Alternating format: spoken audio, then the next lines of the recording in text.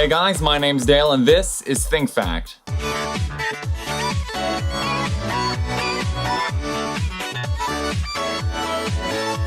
So I see a lot of fact videos on YouTube, typically videos with little bits of generic information that is said over and over again, or information that's not really that hard to come across. So here is a potential mini-series that I want to offer you guys, where I try to find facts that are interesting, potentially mind-blowing, and typically obscure facts that nobody really knows about. And if you guys like what I have to offer today, I would be glad to make more. But I'll talk more about that at the end of the video. So without further ado, let's learn something. The Mona Lisa is most likely the most famous painting to ever exist. I don't need to tell you that. But did you know that Leonardo da Vinci was not the only person painting Lisa del Giocondo? And yes, that's the name of the woman in the Mona Lisa, Lisa del Giocondo. Leonardo da Vinci actually had two students who painted their own versions of the two different paintings Leonardo da Vinci made of the Mona Lisa. The first one is known as the Prado Mona Lisa. Due to the student's name not being known, it is actually named after the museum in Spain that it is currently in. Leonardo da Vinci's version, as well as the Prado's version, are actually different angles of Lisa while the painting was being done. And I actually personally like the Prado better. The other versions of the Mona Lisa were topless versions, and keep in mind that these were commissioned by her husband. Oh, the 16th century. So even though there's only one famous Mona Lisa, Lisa del Giocondo actually had commissions of many different paintings,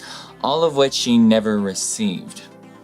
Now, many people tend to associate the Venus flytrap with tropical plant life. In many movies that have the Venus flytrap or Venus flytrap-like plants, they are always shown within rainforests of some sort. And to the surprise of those, except the people who live in its native region, the Venus flytrap is actually native to North and South Carolina, the United States. Even though it has been introduced to different parts of the country and the world, its native region is just a 60-mile radius around the city of Wilmington, North Carolina. So yes, it is about as American as the bald eagle and apple pie, and actually doesn't really fare well in rainforests. And even though it may sound stupid, we should change its name to the Freedom Flytrap, because it makes no sense whatsoever, but you know, America, yeah. Now, China contains about 350 million people who use cigarettes. They also consume about 40% of all the cigarettes on Earth. Surprisingly enough though, China has actually allowed state-run tobacco companies to sponsor school systems and school facilities. One of the schools being the Sichuan Tobacco Project Hope Primary School,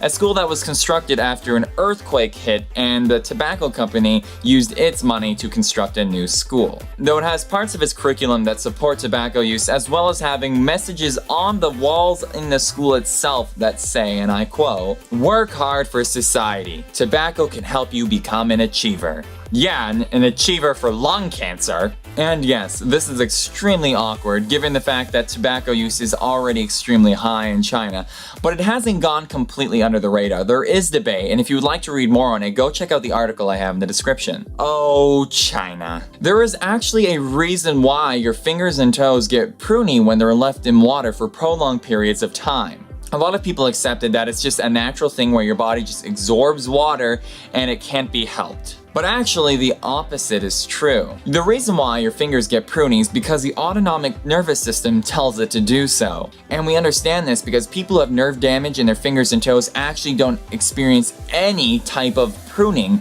in the areas where the nerve damage is. And it has been a useful way for doctors to be able to determine if there's been any damage in the given areas. So if your fingers and toes don't react and start pruning when they're in water for prolonged periods of time, I'd get it checked out because you might have nerve damage. Just about every organism on Earth that has a skeletal system uses calcium as the main material to construct it. But there is one organism that is known that actually has a skeletal system that doesn't use calcium but iron sulfates. Yep, its skeletal system is made out of iron. Known as the scalyfoot gastropod, which in other words is a snail, it uses the iron sulfates greyagite and pyrite, also known as fool's gold, to be able to create scale-like seclaries. These are an exoskeleton, and it also uses these material to make an iron shell. Easily one of the most unique organisms ever discovered, and quite literally, harder than rock. Just prior to when the United States dropped a nuclear bomb on Japan, it actually came with quite a bit of warning contrary to popular belief. The United States actually dropped millions upon millions of flyers throughout cities telling them about 35 potential cities where an absolutely devastating bomb would be released. The papers went as far as to even tell the civilians that they themselves are not the target, but the military and the warehouses and anything that pertains to supporting the military is what the target is. And because bombs don't have eyes, it's up to the people to flee for themselves. The cities of Hiroshima and Nagasaki were in the list of potential cities to be bombed, and there were some slight evacuations, more so after the first bomb, but nowhere near what was necessary. And because a lot of people didn't take it seriously, including the Japanese government, well, you know the sad outcome of that. And the rest is history. If I were to ask you where you think the oldest building in the world is, you'd probably think of Egypt, or maybe some parts of the Middle East, maybe even Malta or India. Currently, the oldest building on Earth is actually in the region of Brittany, France. Once thought to be in Malta, it was actually later discovered through carbon dating that it is a building called Barnezes. And yes, it is extremely old, older than all the pyramids in Egypt. Nope. It is the oldest building that is still around. And surprisingly enough, it's been kept in pristine condition and is being restored by the French government. Roughly 2,000 years ago, the Romans conquered the region of what is now Israel. In order to make the advance faster, the Romans actually destroyed one of the staple crops of the area, the Jordan date tree. And through the constant destruction of this tree, they ran it to complete extinction. The species is so old that it is actually mentioned in the Torah, the Bible, and the Quran, and has been gone for centuries and centuries until the 1960s. A group of archaeologists were examining a palace where they found a jar full of seeds, and it was later confirmed that they were Judean date tree seeds. Carbon dating showed that they were over 2,000 years old, and they were kept in a local university for 40 years until 2005, where they tried to plant them. Luck would have it, one actually sprouted.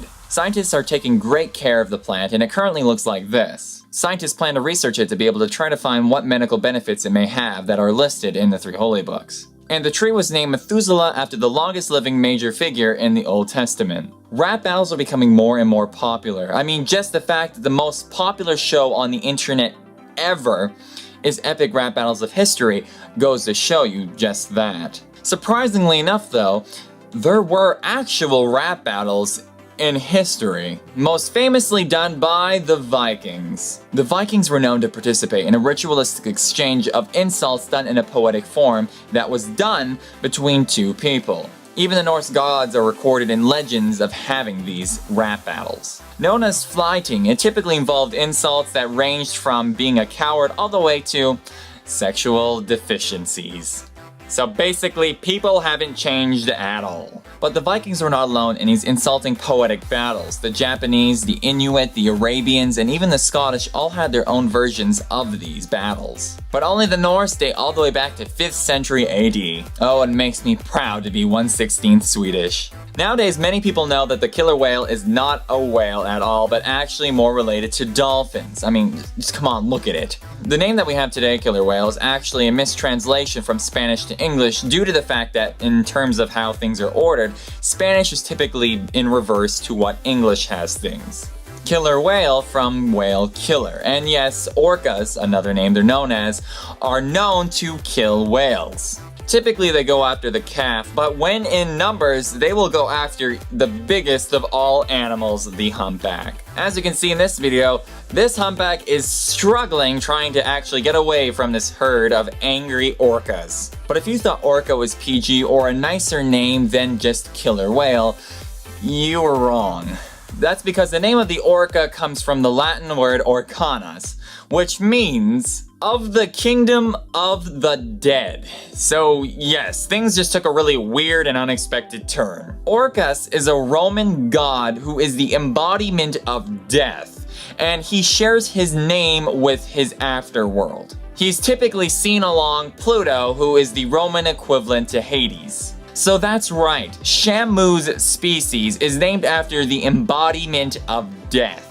So maybe we shouldn't be keeping these animals in tanks and letting them swim with people. When both of the names of a species involve murder and death, that's two red flags right there. Now all I can picture is Hades and Pluto and their equivalents to hell riding on orcas. I hope someone draws that for me and makes me look like Hades. That would be wonderful. It would be beautiful. So I want to thank you guys for watching, and I thought this would be an awesome video to do. And if you guys like these types of videos, I'm willing to produce more of them. But they wouldn't be back to back, but I throw them in periodically.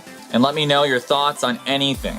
Now my question for you guys is, which fact did you find the most interesting? I found them all pretty interesting because I picked them, but if I had to say a favorite, it'd probably be the orca one because that was freaking hilarious when I found out about it. So with all that said, my name's Dale, this is Think Fact, and remember, never stop learning. Thanks for watching. If you like my videos, please subscribe to stay tuned for more. For more videos on the facts that almost everybody missed. Pablo Picasso, Shakespeare.